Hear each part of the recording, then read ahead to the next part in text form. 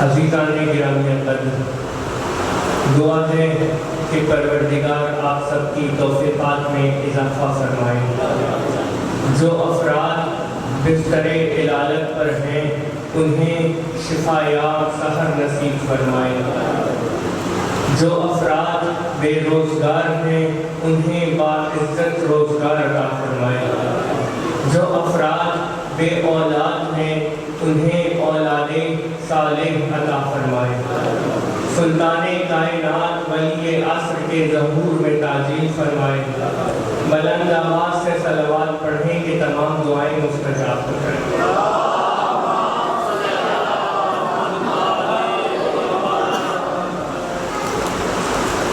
عزیزان گرامی قدر، اس برس ہمارے خاندان نے بہت سے قیمتی افراد کے غموں کا بار اٹھایا اور بہت سے مومنین و مومنات ہم سے بچھڑ گئے، لہذا ان کی بلندی درجات کے لیے ایک مرتبہ سورہ فاتحہ اور 3 مرتبہ سورہ اخلاص کی تلاوت کریں۔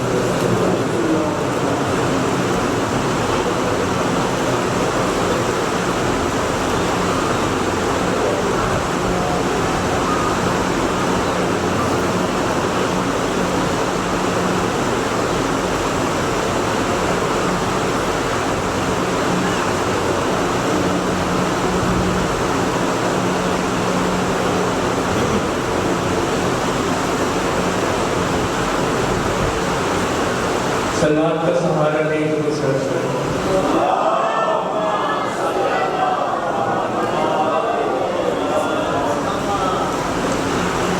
عزیزان گرامی قدر، بچھڑنے والے بچھڑ چکے اور اس میں شک نہیں کہ ہم بھی انہی کے راہی ہیں، کیونکہ قرآن اعلان کر رہا ہے کہ بسم اللہ الرحمن الرحیم، کل نفس ذائقۃ الموت، کہ ہر نفس کو موت کا ذائقہ چکھنا ہے۔ ہر نفس کو موت کا ذائقہ چکھنا ہے، اور خدا کی قسم ہمیں موت کے ذائقے کا اس دنیا میں کبھی معلوم نہ ہوتا اگر شب عاشور جناب قاسم اس کی تفسیر نہ کرتے۔ ہم انہی افراد کے راہی ہیں کیونکہ ہم نے بھی موت کا مزہ چکھنا ہے۔ عزیزان گرامی قدر، اس برس جس عنوان کے تحت، جس موضوع کے تحت کچھ باتیں کرنا مقصود ہے، کچھ عرض کرنا مقصود ہے، وہ عنوان، وہ موضوع ہے علم۔ ہمیں علم کے تحت کچھ عرض کرنا ہے، لیکن موضوع کوئی بھی ہو، عنوان کوئی بھی ہو، زیر بحث آیت و حدیث کوئی ہو، مقصد ایک ہوتا ہے۔ موضوع کوئی بھی ہو، مقصد معرفت الہی ہوتا ہے۔ مقصد کوئی بھی ہو، آیت کوئی بھی ہو، مقصد معرفت ذوات مقدسہ ہوتا ہے۔ اور عزیزان گرامی، تمام تعریفیں اس اللہ کے لیے جس نے حمد کو اپنی کتاب کا سرنامہ اور اپنی بخشش و عطا کا سبب اور اپنی نعمتوں، نوازشوں اور انعام و اکرام کی باران رحمت کی علت قرار دیا، اور نہ ختم ہونے والے درود و سلام ہو ان معراج انسانیت پر فائز کامل ترین ہستی پیغمبر خدا پر۔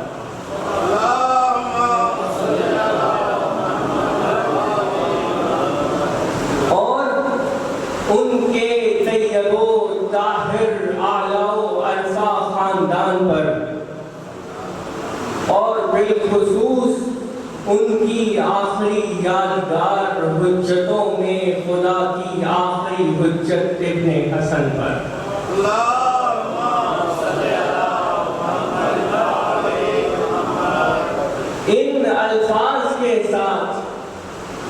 ان الفاظ کے ساتھ دعا ہے کہ ہم اس علم کے موضوع پر ذہن ساز بلکہ حیات ساز گفتگو کر سکیں۔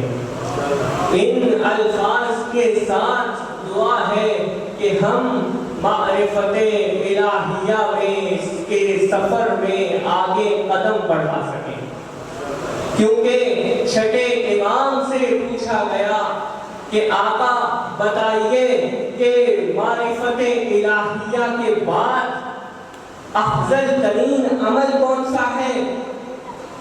بتائیے کہ معرفت الہیہ کے بعد افضل ترین عمل کون سا ہے؟ امام فرماتے ہیں کہ معرفت الہیہ کے بعد کوئی عمل نماز کے برابر نہیں ہو سکتا۔ امام فرماتے ہیں کہ معرفت کے بعد، معرفت الہیہ کے بعد کوئی عمل روزے کے برابر نہیں ہو سکتا۔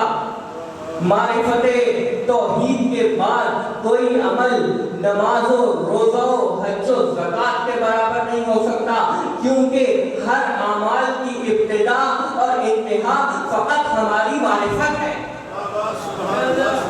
اعمال کی انتہا و ابتدا معرفت اہل بیت اور معرفت توحید ہے، اور خاص طور پر معرفت مقام پیغمبر، مقام سدرۃ المنتہا، کہ جس کے آگے فقط نور جلال و جمال الہیہ ہے، جس کے آگے فقط نور جلال الہی، اور جہاں پر جبریل نے کہا تھا کہ اگر ایک انگشت کے برابر بھی آگے بڑھنے کا ارادہ کروں تو چل جاؤں گا، یعنی نور جلال الہیہ نور کو جلا دے گا، نور جلال، نور جمال الہیہ نور کو جلا دے گا، لیکن کمال نور محمدی، کمال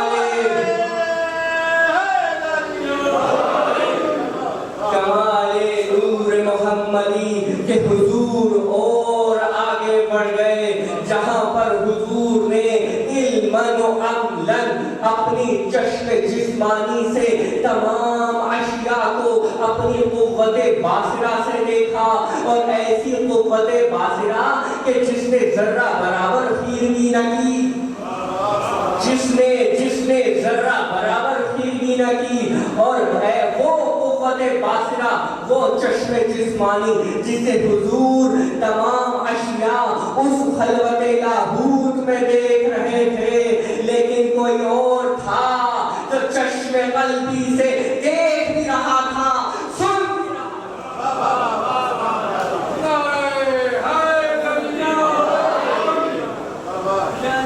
کوئی اور تھا جو چشم قلبی سے دیکھ بھی رہا تھا، سن بھی رہا تھا۔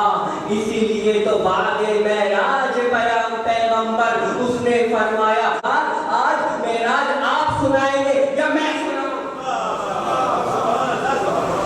پروردگار اس ذات نے جس نے چشم قلبی سے مشاہدات کو دیکھا، جس نے چشم قلبی سے معراج کو دیکھا، اس نے کہا کہ یا رسول اللہ معراج آپ سنائیں گے یا میں سناؤں؟ یہ واقعہ معراج کامل نہیں ہو سکتا، یہ تذکرہ معراج تکمیل کو نہیں پہنچ سکتا جب تک ایک باپ اور ایک بیٹے کا تذکرہ نہ ہو، جب تک ایک باپ اور ایک بیٹے کا تذکرہ نہ ہو۔ بیٹے نے کہا یا رسول اللہ معراج آپ سنائیں گے یا میں سناؤں؟ اور باپ پدر اٹھ کے دیکھ رہا ہے کہ بستر پر حضور موجود ہے یا نہیں۔ ایک مرتبہ جو دیکھا تو حضور بستر پر نہیں تھے، عالم پریشانی میں جناب ابو طالب اٹھے، انتہائی شجاعت کے ساتھ اپنے بنو ہاشم کے جوانوں کو اٹھا کے فرمایا کہ میں اپنے بیٹے کو ڈھونڈنے جا رہا ہوں، لیکن تم جو میرے بیٹے محمد کا دشمن ہے اس کے دروازوں پہ جا کے کھڑے ہو جاؤ، جیسے ہی اگر میں خالی ہاتھ پلٹوں تو تم ان کے سروں پر تلوار چلا دینا، تم ان کی گردنیں اڑا دینا، اور تم ان کے دروازوں پر شمشیر بکف ہو کر کھڑے ہو جاؤ۔ انتہائی شجاعت کے ساتھ جناب ابو طالب رسول خدا کو ڈھونڈنے چلے، کہتے جاتے تھے یا محمدو یا ابو القاسم عینی این انت عینی، میرے نور نظر کہاں ہو، اے محمد کہاں ہو، اے ابو القاسم کہاں ہو۔ ڈھونڈ رہے تھے کہ مقام زیتوا پر پہنچے، وہاں پر دیکھا کہ حضور کو راہ سے اترے، اور جناب ابو طالب کہہ رہے تھے اے محمد میرے بیٹے کہاں ہو؟ جناب رسالت پاک وہ راہ سے اتر کر کہتے ہیں چچا میں یہاں ہوں، چچا میں یہاں ہوں، چچا میں یہاں ہوں۔ جناب ابو طالب نے کلیجے سے لگایا اور لگا کر پوچھا بیٹا کہاں تھے، میرے نور نظر تم کہاں تھے؟ حضور فرماتے چچا بیت المقدس گیا تھا، چچا بیت المقدس گیا تھا، چچا میرے رب نے مجھے معراج پر بلایا تھا۔ عزیزان گرامی، جہاں خطرہ حسد تھا وہاں یعقوب نے یوسف سے کہا کہ یوسف اپنے خواب کو بھائیوں سے بیان نہ کرنا، لیکن جہاں خطرہ توہین و قتل تھا وہاں انتہائی شجاعت کے ساتھ جناب ابو طالب رسالت ماں کو کہہ رہے ہیں اے میرے بیٹے محمد یہ واقعہ میرا تم بیان نہ کرنا، اسے ہم بیان کریں۔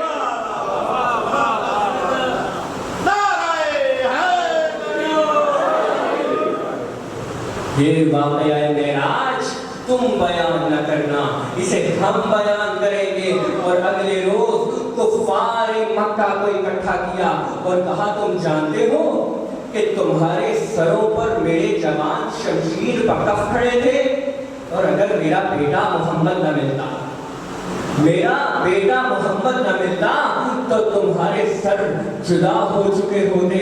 اور جانتے ہو میرا بیٹا معراج پہ گیا تھا، شجاعت ابو طالب کہ کوئی آگے بول نہیں سکا، یعنی کہ ابو طالب صرف ذات محمد کے محافظ نہیں بلکہ صداقت محمد کے محافظ۔ عزیزان گرامی، ہمیں معرفت پیغمبر، معرفت قاب قوسین و ادنیٰ تک کی معرفت حاصل کرنی ہے۔ اور یہ معرفت حاصل کیسے ہوگی؟ ہم معرفت الہیہ تک پہنچیں گے کیسے؟ ہم معرفت ذوات مقدسہ تک کیسے پہنچیں گے؟ تو عزیزان گرامی، معرفت الہیہ تک پہنچنے کے لیے، معرفت اہل بیت تک پہنچنے کے لیے آغاز علم سے ہوگا، علم سے آغاز ہوگا تو ہم معرفت توحید تک بھی پہنچیں گے، ہم معرفت اہل بیت تک بھی پہنچیں گے۔ لیکن عزیزان گرامی، یہاں بہت سے علوم ہیں، علم تفسیر بھی ہے، علم بیان بھی ہے، علم کلام بھی ہے، علم فلسفہ و منطق بھی ہے، اور دوسری طرف انجینئرنگ بھی ہے، کامرس بھی ہے، ڈاکٹری بھی ہے۔ یعنی یہاں پر کوئی انسان ایسا نہیں ہو سکتا جو تمام علوم میں ماہر ہو، یا تو کوئی تجارت میں ماہر ہوگا، کوئی فلسفے میں ماہر ہوگا، کوئی تفسیر میں ماہر ہوگا۔ اب کسی کو ایسا ہونا چاہیے جو جس کا علم کسبی نہ ہو بلکہ علم احاطی ہو، جس کا علم کسبی نہ ہو، علم وہابی ہو۔ کوئی ایسا ہونا چاہیے اب جس کا علم وہابی ہوگا، جس کا علم غیبی ہوگا، جس کا علم احاطی ہوگا، جس کا علم لدنی ہوگا، فقط اسی کو زیب دیتا ہے کہ وہ مدینہ علم کا در بن جائے۔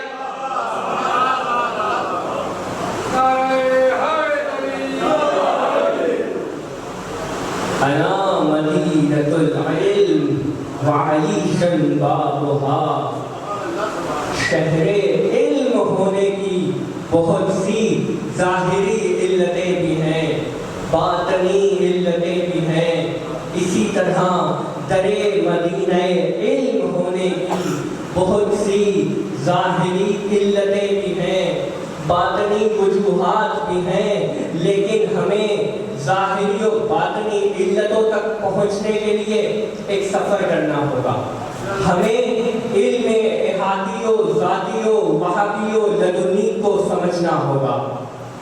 عزیزان گرامی، علم جب اشیاء خارجی سے حواس خمسہ کے ذریعے تعلق قائم ہوتا ہے تو ان کا علم ہمارے ذہن میں آ جاتا ہے۔ یعنی جو شے حواس خمسہ سے تعلق قائم کرے گی اس کا علم ہمارے ذہن میں آ جائے گا۔ مثال کے طور پر میں نے چشم جسمانی سے کسی شے کو دیکھا، قوت باصرہ سے کسی شے کو دیکھا تو اس کا علم میرے ذہن میں آ جائے گا۔ میں نے قوت لامسہ سے کسی شے کو چھوا تو اس شے کا علم میرے ذہن میں آ جائے گا۔ اسی طرح کسی شے کو میں نے سونگھا تو اس کا علم بھی میرے ذہن میں آ جائے گا۔ جب تک یہ علم ذہن میں رہے گا تب تک یہ حجاب اکبر بنا رہے گا۔ جب تک یہ علم ذہن میں رہتا ہے ایک حجاب اکبر رہتا ہے۔ جب تک یہ علم ذہن میں رہتا ہے تب تک اس علم کے اظہار کے لیے زبان ضروری ہوتی ہے۔ جب تک علم ذہن میں رہتا ہے تب تک علم ایک حجاب بنا رہتا ہے۔ لیکن جب علم ذہن سے روح میں سرایت کر جائے، جب علم روح میں داخل ہو جائے تو نور بن جاتا ہے۔ جب علم روح میں سرایت کر جائے، روح میں داخل ہو جائے تو وہ نور بن جاتا ہے۔ اور جب علم ایک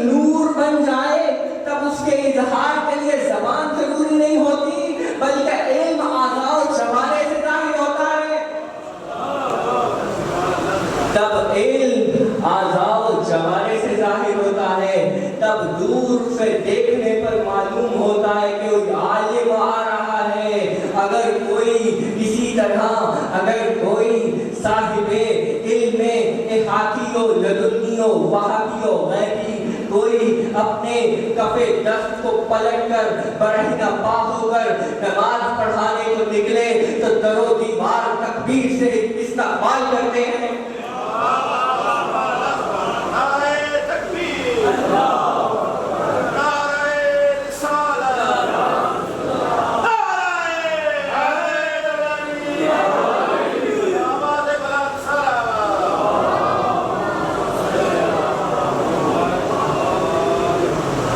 یعنی جب علم روح میں داخل ہو جائے تب نور بن جاتا ہے، اور امیر المومنین فرماتے ہیں کہ علم اور روح دونوں چونکہ مجرد ہیں، اس لیے روح میں ظرف روح میں نور علم جتنا ڈالتے چلے جائیں گے ظرف روح پھیلتا چلا جائے گا، اور جب روح میں علم داخل ہو جائے تب علم اعضاء و جوارح سے ظاہر ہوتا ہے۔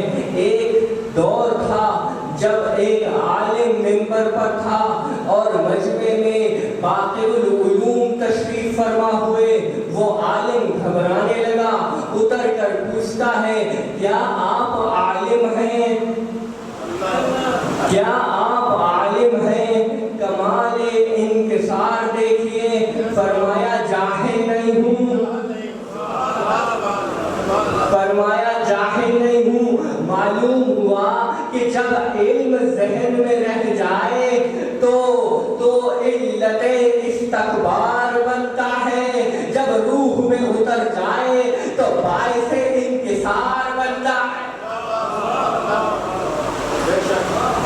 اور عزیزان گرامی، ہمیں علم کو ذہن تک نہیں روکنا، ہمیں علم کو روح میں داخل کرنا ہے۔ ہمیں اسی لیے جب بھی آپ کوئی علم حاصل کریں، چاہے آپ علم دین حاصل کریں، چاہے آپ علم دنیا حاصل کریں، چاہے آپ سائنس پڑھیں، چاہے آپ کمپیوٹر پڑھیں، چاہے آپ انجینئرنگ پڑھیں، کوئی علم بھی حاصل کریں اسے قربتاً الی اللہ حاصل کریں، کیونکہ جب آپ کسی بھی علم کو قربتاً الی اللہ حاصل کریں گے تو وہ علم نور بن کر روح کا حصہ بنتا چلا جائے گا، اور جب روح میں علم نور بن جائے تو علم اعضاء و جوارح سے ظاہر ہوتا ہے۔ اب اس کا علم، اس کے علم کا عالم کیا ہوگا، اس کے علم کا عالم کیا ہوگا، جس کے لیے قرآن میں سورہ نساء میں ارشاد ہوا کہ بسم اللہ الرحمن الرحیم وَأَنزَلَ اللَّهُ عَلَيْكَ الْكِتَابَ وَالْحِکْمَةَ وَعَلَّمَكَ مَا لَمْ تَكُنْ تَعْلَمُ، کہ اے حبیب ہم نے تمہیں کتاب اور حکمت عطا کی، اور ہم نے تمہیں وہ علم عطا کیا جسے تم نہیں جانتے تھے، وَعَلَّمَكَ مَا لَمْ تَكُنْ تَعْلَمُ، ہم نے تمہیں وہ علم عطا کیا جسے تم نہیں جانتے تھے۔ معلوم ہوا کہ حضور وہاں سے علم لیتے رہے، اللہ کے یہاں سے علم لیتے رہے، اور امیر المومنین فرماتے ہیں کہ زقنی رسول اللہ زقن زقا، کہ رسول اللہ نے مجھے یوں علم دیا جیسے پرندہ اپنے بچے کو غذا دیتا، جیسے پرندہ اپنے بچے کو غذا دیتا ہے۔ عزیزان گرامی، حکمت علم، حکمت کلام معصوم سمجھیے، امیر المومنین نے پرندے کی مثال دی کہ جیسے پرندہ غذا لیتا ہے، اپنے بچے کو غذا دیتا ہے، اس سے تشبیہ دی، ماں سے تشبیہ نہیں دی، کیونکہ ماں اپنے لیے جو غذا استعمال کرتی ہے وہ تحلیل ہو کر ماہیت بدلتی ہوئی شیر بنتی ہے، لیکن پرندہ جو غذا لاتا ہے وہی اپنے بچے کو دیتا ہے۔ یعنی حضور جیسے وہاں سے لیتے رہے، علی کو دیتے رہے۔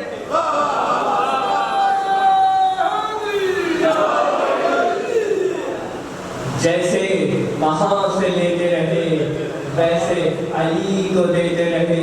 اسی لیے امیر المومنین فرماتے ہیں کہ حضور نے مجھے علم کے 1000 باب تعلیم فرمائے اور میں نے ہر باب سے 1000 باب کھولے. عزیزان گرامی، جب علم وہبی ہوتا ہے، جب علم لدنی ہوتا ہے، جب علم احاطی ہوتا ہے، تب امتحان کوئی عام نہیں ہوتا. جب انسان کمال علم کی منزل پر ہو، تب انسان کا امتحان ایک سخت مرحلہ ہوتا ہے. اسی طرح جناب رسالت مآب نے جناب ام سلمہ سے کہا کہ میرے حجرے میں کسی کو آنے نہ دینا، میں کچھ دیر آرام کر لوں. کہ اتنے میں کچھ دیر کے بعد امام حسین جناب رسالت مآب کے حجرے میں داخل ہوئے. جناب امام حسین کو رسالت مآب نے اپنے سینے پہ بٹھایا، کبھی پیشانی چومتے تھے، کبھی سینہ چومتے تھے. جناب امام حسین کو پیار کرتے رہے. اتنے میں ام سلمہ آئی. کیا دیکھتی ہیں کہ رسالت مآب کی آنکھوں سے آنسو جاری ہیں، آنکھوں سے آنسو جاری ہیں. اور جناب رسالت مآب سے پوچھا کہ آقا آپ پیار بھی کرتے جاتے ہیں، آپ پیشانی چھومتے بھی جاتے ہیں اور روتے بھی جاتے ہیں، علت کیا ہے، وجہ کیا ہے؟ حضور فرماتے ہیں جبریل نے بتایا تھا کہ ایک بے آب و گیاہ جنگل ہوگا، 3 دن کا پیاسا بھوکا ہوگا، یہ حسین نرغہ آدھا میں ہوگا. ایک جنگل میں تنے تنہا حسین کو شہید کیا جائے گا. یہ سننا تھا کہ امام حسین پر عزیزان گرامی بس وہ وقت آیا کہ امام حسین آخری رخصت کو مزار رسالت مآب میں آئے. مزار رسالت مآب پہ آنے کے بعد اپنے دونوں ہاتھوں کو قبر پہ رکھا اور رب پہ گریہ کرتے رہے، فرماتے رہے یا رسول اللہ اور نانا جان، یہ مدینے والوں نے مجھے رہنے نہیں دیا، یہ مدینہ اب رہنے کے قابل نہیں رہا، یہ مدینے والے مجھے رہنے نہیں دیتے. عزیزان گرامی، امام نے نانا جان سے سوال کیا، نانا بتائیے میرے لیے کیا حکم خدا ہے؟ حضور کی آواز آئی، ان اللہ شاء ان یراک قتیلا، کہ مشیت چاہتی ہے کہ تمہیں قتل ہوتا دیکھے. اور پھر پوچھا نانا میری بہنوں کے لیے کیا حکم ہے؟ آواز آئی، ان اللہ شاء ان یراہن سبایا، کہ مشیت چاہتی ہے کہ بے مقنع و چادر کوفہ و شام کے بازار ہو اور آل رسول زیر و زنجیر کے ساتھ اسیر بنائی جائے. عزیزان گرامی، حسین غش کھا کے گر گئے. جب اٹھے بھائی حسن نے ودا کیا، اس کے بعد اپنی ماں کی قبر پہ آئے. جیسے کوئی بچہ گھٹنیوں کے بل چل کر اپنی ماں کے پاس آتا ہے، حسین قبر سیدہ پہ پہنچے، گریہ کرنے لگے. جناب زہرا قبر پہ تڑپ گئی، فرماتی ہے حسین میں تیرے ساتھ مدینے سے کربلا کا تھا، ایک قافلہ کربلا سے شام کا تھا. بیوی بے مقنع و چادر اپنی سواری کے قریب آئی. کیا دیکھتی ہے؟ ایک جانب جناب لیلا بیٹھی ہے، ایک طرف جناب فروا بیٹھی ہے. فرماتی ہے اکبر نہیں ہے تو کیا ہوا؟ لیلا میں تمہیں سوار کرواؤں گی. فروا قاسم نہیں ہے تو کیا ہوا؟ میں تمہیں سوار کرواؤں گی. لیکن جب اپنی باری آئی تو جانب